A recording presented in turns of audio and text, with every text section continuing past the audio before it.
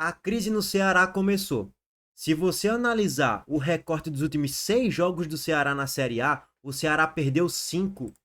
Perdeu para o Atlético Mineiro por 1-0, perdeu do Botafogo por 3-2, ganhou do Fortaleza por 1-0, perdeu do Corinthians, do Inter e agora do Mirassol. E o Ceará não fez nenhum gol nas últimas 3 partidas. Isso é reflexo de um elenco cansado, que já está com a corda esticada ao máximo e que Léo Condé, entre aspas, tenta extrair o máximo que dá com esse grupo de jogadores limitadíssimo. E a diretoria do Ceará não contratou nenhum jogador até agora na janela. E o Ceará é um dos times que mais precisa de contratações. E mais uma vez, analisem como é que o Ceará venceu essas partidas aí. Na Série A, do Fortaleza em crise, do Sport em crise, do Vasco em crise, do Vitória em crise e do Grêmio em crise. E todas essas vitórias no Castelão. O segundo turno vai ser o Ceará na Ilha, o Vasco em São Januário, o Mirassol no Maião, o Grêmio na Arena do Grêmio. Pô, meu amigo, o Ceará vai para uma sequência no segundo turno infernal.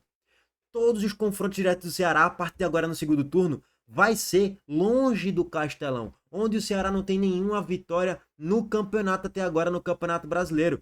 E se você se apegar um pouco maior no recorte aqui de Copa do Nordeste também, o Ceará não faz um gol no Sport e joga mal na maior parte do tempo e merecia até perder o jogo, mas se classificou nos pênaltis. Então assim, o recorde do Ceará nos últimos 7, 8, 9 jogos é muito ruim. E a gente falou que isso ia acontecer. Só que o problema é que só tá no começo.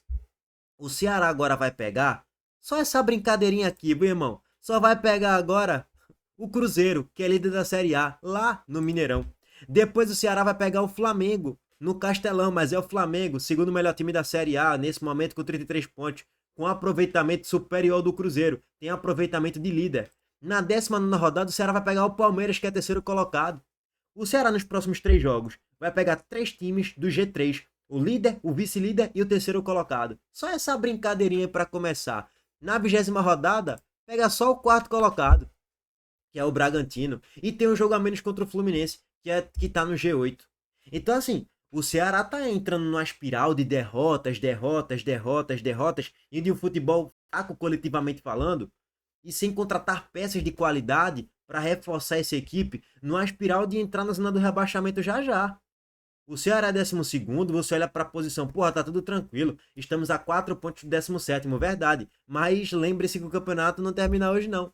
Vem a sequência infernal por aí, e o Ceará tem 2 jogos a mais em relação ao Juventude, um jogo a mais em relação ao Vasco, um jogo a mais em relação ao Grêmio. Então, essa 12ª colocação pode desmoronar já já para uma 13ª, 14ª, 15ª e daqui a pouco tá flertando até dentro da zona do rebaixamento mesmo.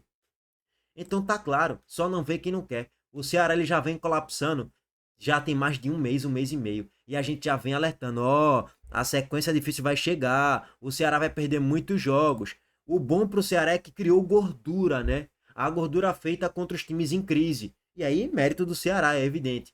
Agora essa gordura está sendo queimada. Só que para ela não ser queimada, torrada e essa gordura não passar a se enxugar 100%, é bom contratar, viu? E é bom melhorar o futebol. Caso contrário, é mangalho, é tromba e a Série B vem a galope, tá? Bom, vamos trazer aqui a análise do Ceará e Mirassol. O Mirassol, cara, é algo surreal, né? Venceu mais uma fora de casa e agora chegou a 24 pontos conquistados, 7º colocado, 6 vitórias, 6 empates e apenas 2 derrotas. O Mirassol, junto com Flamengo e Cruzeiro, é o time que menos perdeu na competição. É impressionante. E com um elenco de extrema limitação técnica, tá? Tá longe de ser um time com grandes valências técnicas, com grandes jogadores, com super contratações. Não, não, não, não, não. Muito, mas muito longe disso. E ontem o jogo provou mais uma vez essa tal da limitação técnica do Mirassol. Mas a fase é muito boa, cara. Tudo dá certo. O Mirassol nem fez um jogo para construir um 2-0. Mas os gols vão aparecendo. Pum, pum. Super eficiência. A bola que sobrava os caras já faziam, já metiam pum, de primeira.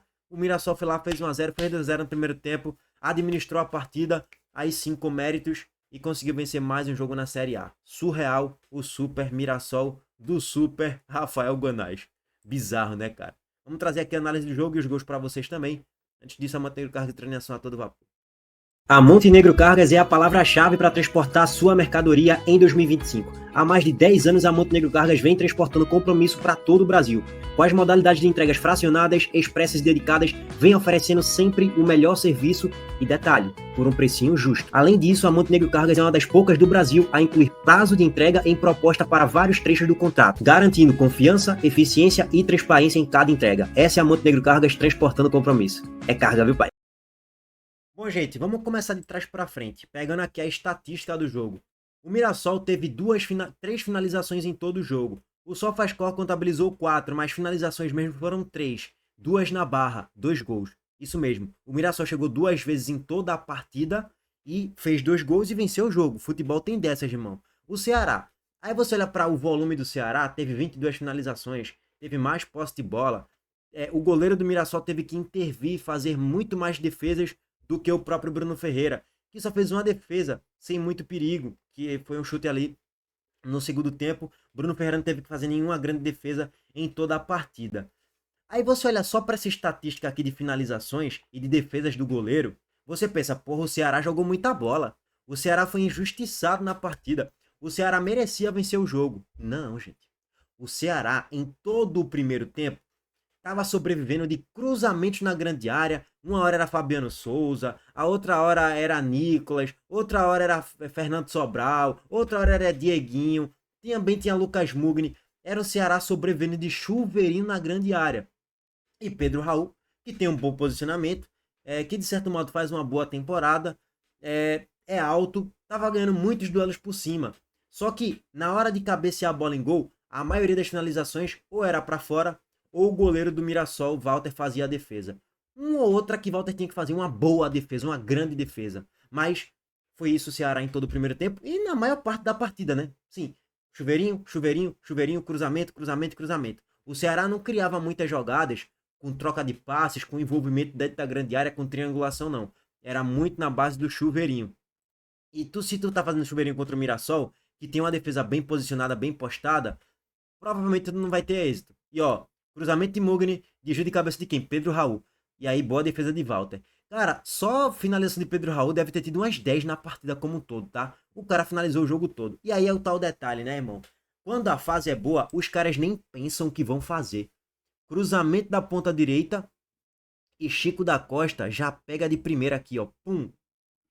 Gol. 1-0 Mirassol. Na primeira chegada do Mirassol no primeiro tempo em toda a partida. O Mirassol, as transições eram lentas, o Mirassol ficava retendo a bola no campo de defesa com muita lentidão mesmo, era um jogo até chato do Mirassol e irritante, porque era um time que estava jogando mal, o Ceará estava melhor na partida, mas na primeira que o Mirassol chegou já fez o gol. Futebol é isso, irmão, quando a fase tá boa é impressionante, as coisas fluem. O Mirassol ontem pra mim não fez um bom jogo, tá, gente? Ofensivamente falando, chegou em 2 bolas, fez 2 gols, foi eficiente, mas a dinâmica do jogo, a forma como o Mirassol estava conduzindo a partida, eu não gostei. Eu achei um jogo até ruim do Mirassol ontem. Beleza que depois de 1-0 conseguiu sustentar ali na defesa, né? Ok. Mas, cara, é uma construção de um resultado muito na base do... Cara, as coisas aconteceram. Brotou 2 gols aqui, irmão. E aí o Mirassol teve essa eficiência na partida, né? O segundo gol. Vacilo da defesa do Ceará. Todo mundo ficou olhando o Negueba dentro da grande área. Ó, Marlon e William Machado meio que batem cabeça ali, né? E no rebote, Negueba sozinho na grande área, finaliza e no canto ali faz o segundo gol do Mirassol, basicamente liquidando a partida. Daí em diante, tu só vai ver o Ceará chegando. Em cruzamentos na grande área, cruzamento e desvio de cabeça de Pedro Raul. Se você analisar aqui a estatística, ó, Pedro Raul, ele teve ao todo finalizações 5 na barra e 5 para fora e um chute bloqueado. 11 finalizações ao todo. Isso mostra um time refém de Pedro Raul, né? Para cruzar bolas a todo momento na grande área. Time sem muitas ideias de como saber fazer jogadas, a não ser enxuveirando bola para Pedro Raul tentar desviar uma bola de cabeça. Foi esse o Ceará basicamente em todo o jogo. Segundo tempo, continuou só dando o Ceará, mas é aquele só dando o Ceará que tinha um outro chute perigoso de Ailon raspando a trave e tal, mas na média era um Ceará pobre ali em relação à criação de chances claras de gols. E o 2-0 acaba se tornando um 2-0 da eficiência, tá? Bom, a crise só está começando pro lado do Ceará. Com esse elenco, sem se reforçar, com esse futebol apresentado, a Série B cada vez mais vai se aproximando, tá? A zona do rebaixamento automaticamente também. Bom, é isso, meus amigos. Abraço para todos vocês. Essa é a análise geral aí de Ceará 0, Mirassol 2. Depois a gente passa um panorama geral aqui na tabela da Série A, né? Tamo junto. Tamo de volta mais tarde, em vídeo. Valeu, gente.